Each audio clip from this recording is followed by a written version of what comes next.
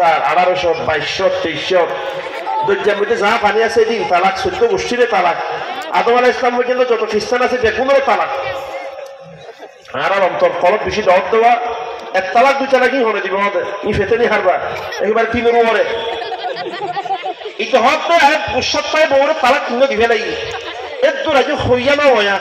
ওরা 8 জন সাহায্য বেগুন তো বাপু কিন্তু তালাক না হয়তো একটু বিশ্বাস দিতে হবে এর 8 জনের মধ্যে 8 জন আছে আলহামদুলিল্লাহ শুধু ওরি ফরিদ জানে কিনা জানে